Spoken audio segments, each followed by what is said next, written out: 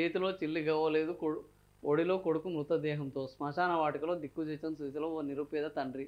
తన కుమారుడు చనిపోయాడని తెలిసిన రాణి కన్న తల్లి. ఈమె కన్న తల్లి కాదు అసలు, ఆమె తల్లి కూడా కాదు. అంత్యక్రియలకు సాయం చేసిన స్థానికులు, స్వచ్ఛంద సంస్థ పాలమూరులో విషాదం. నిన్న ఇది పెద్ద వైరల్ అయింది. ఆ బాబు ఫోటో చూస్తే ఎవరికైనా హృదయం ద్రవించక మానదు. సో ఒక వికలాంగ బాలుడు శ్మశానంలో 6 గంటలు తన దగ్గర పెట్టుకున్నాడు. మోస్తందుకు కనీసం శవపేటిక లేదు, శవయాత్ర చేసేది లేదు.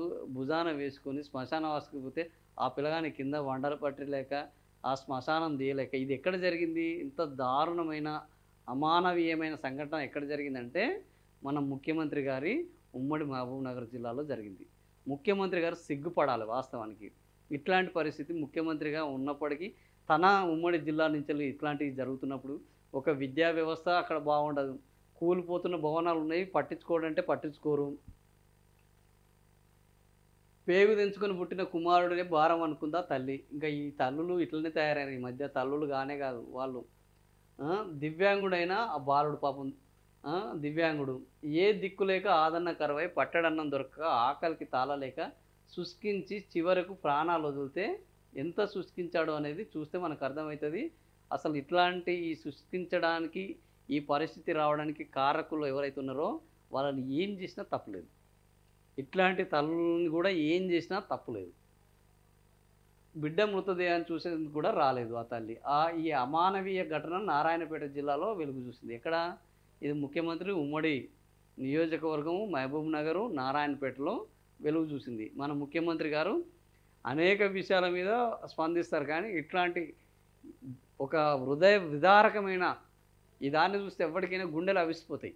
ఆ తండ్రి బాధ, ఆ కొడుకు స్వరూపము, ఆ సంఘటన చూస్తే ఎవరికైనా ఆ దుఃఖం ఆగదు. కానీ మన ముఖ్యమంత్రికి మాత్రం చిరునవ్వులు చిందిస్తూ, మంత్రుల మీద సెటైర్లు వేసుకుంటూ, ఇందిరమ్మ జయంతి కోసము ఇందిరమ్మని పొగుడుకుంటూ చేస్తారు. అక్కడికి పోయిన నిన్న ఎవరు పిసిసి చీఫ్ మహేష్ గౌడ్ గారు నిన్న ఏది ఉమ్మడి మహబూబ్ నగర్ జిల్లాకి వెళ్ళారు. కానీ ఇట్లాంటి వార్తలు నిన్న వైరల్ అయింది. కనీసం ఒక పోస్ట్ పెట్టవచ్చు. మనం ప్రభుత్వంలో ఉన్నాము, అధికారంలో ఉన్నాము, వాళ్ళని ఆదుకోమని ఒక కలెక్టర్ చెప్తే కలెక్టరు ఆగమేఘాల మీద వెళ్ళి వాళ్ళకు సాయం చేస్తాడు. అక్కడ ఆర్డీఓకి చెప్తే చేస్తాడు, ఎంఆర్ఓకి చెప్తే చేస్తాడు. ఇవన్నీ వదిలిపెడితే ప్రభుత్వానికి వీల్లేదంటే ఈ అధికార పార్టీలో కాంగ్రెస్లో ఉన్న నాయకులైనా వెళ్ళి చేయొచ్చు. ఎందుకు చేయరు? ఇట్లాంటి వాళ్ళకి చేస్తే ఏం రాదుగా. రేపు ఈయన దగ్గరికి ఓటు అడగడానికి పోతే ఏం తీసుకొని కొట్టినా తప్పులేదు. ఆ వచ్చిన వాళ్ళు ఈయనని అడగడానికి కాదు, ఆ ఊరికి ఓట్లు అడగడానికి పోతే కూడా ఆ ఓట్లు అడగడానికి వచ్చిన వాళ్ళని ఈ గ్రామస్తులందరూ కలిసి కూడా కొట్టినా కూడా తప్పులేదు. ఇంత దారుణమైన పరిస్థితిలో ఒక సాటి మనిషి ఉంటే కనీసము శ్మశానానికి తీసుకెళ్ళే డబ్బులు లేక భుజం మీద వేసుకొని 6 గంటల పాటు అతను ఇది కోటకొండలో 10 గుంటలు నమ్మి వచ్చిన 8 లక్షలతో ఆమె కోసం నగలు కొన్నాడు. అయినా గొడవ పడతారు. వీళ్ళకు నగలు, వీటి మీద ఉన్న ప్రేమ పిల్లల మీద లేదు, మొగని మీద ఉండదు.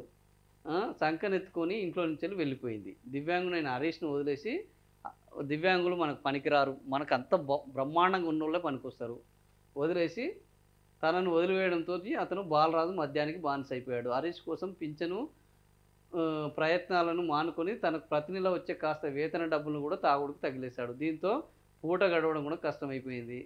సో 17న హరీష్ మృతి చెందాడు. అంత్యక్రియల కోసం చేతిలో చిల్లి గవ్వలేదు. శ్మశాన వాటికలో మృతదేహాన్ని ఒడిలో పెట్టుకొని ఏడుస్తూ కూర్చుండిపోయాడు. హరీష్ మృతిపై తల్లి శశికళకు సమాచారం ఇచ్చిన భర్తతో కానీ బిడ్డతో కానీ తనకు సంబంధం లేదని ఆమె స్పష్టం చేసింది. మహాతల్లి అయినా కడుపున పుట్టిన కుమారుడిని కడసారి చూసేందుకు భార్య వస్తుందన్న నమ్మకంతో సాయంత్రం దాకా ఎదురు చూశాడు. ఏం చేస్తారు? ఇట్లాంటి వ్యవస్థలు తయారైనాక ఎదురు చూడడం మన తప్పు. సో ఇట్లాంటి వాళ్ళ కోసం ఎదురు చూస్తే ఏమి ఉపయోగం లేదు. ఆ తల్లి అట్లనే ఉన్నది, తల్లి లాంటి ప్రభుత్వం అట్లనే ఉన్నారు. మొన్ననే అందశ్రీ గారు చనిపోయారు. మాయమైపోతున్నాడమ్మ మనిషి అన్నవాడు అనే పాటను చూస్తే ఈయనకు సరిగ్గా మనుషులు మాయమైపోతున్నారు. సో మనమే జాగ్రత్తగా ఉండాలి. ప్రభుత్వము, సీఎం గారు ఇప్పటికైనా కొద్దిగా ఇట్లాంటి వాళ్ళ మీద దృష్టి పెట్టండి. మీ సొంత జిల్లాలో జరిగింది, మీ పార్టీ నాయకులను ఆదుకోమని చెప్పండి.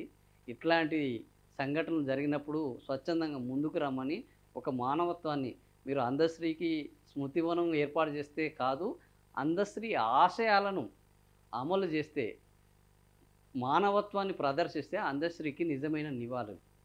కానీ అందశ్రీకి స్మృతివనం, అందశ్రీ కొడుకు ఉద్యోగం ఇవ్వాలే, స్మృతివనం కట్టాలి. కానీ ఆయన ఆశయాలను మాయమైపోతున్నాడమ్మ మనిషి అన్నవాడు అనే ఆయన ఆశయాన్ని, ఆయన ఆర్తిని ఆ మనిషి అన్నవాడు మాయం కాకుండా, ఆ మానవత్వం కనుమరుగు కాకుండా ఎక్కడో ఒక దగ్గర ఉన్నాడు కాదు, మీ దగ్గర కనబడేటట్టు, ఆ మానవత్వం మీలో ఉండేటట్టు, మీ ప్రభుత్వంలో కనిపించేటట్టు, మీ పార్టీలో ఉండేటట్టు చేస్తే నిజంగా అందశ్రీకి నిజమైన నివాళులు అర్పించినట్టయితే తప్ప, సొంత ఉమ్మడి జిల్లాలో ఇంత దారుణమైన పరిస్థితిలో ఉంటే మనం చిరునవ్వులు చిందించుకుంటూ పక్కన ఉన్న క్యాబినెట్ మంత్రులను చీరలు కట్టుకోమని సెటైర్లు వేసుకుంటూ ఉంటే అది అందశ్రీకి సరైన నివాళులు కాదు. పైగా అందశ్రీ ఆత్మ ఘోషించే ప్రమాదం కూడా ఉన్నది. ఆలోచించండి.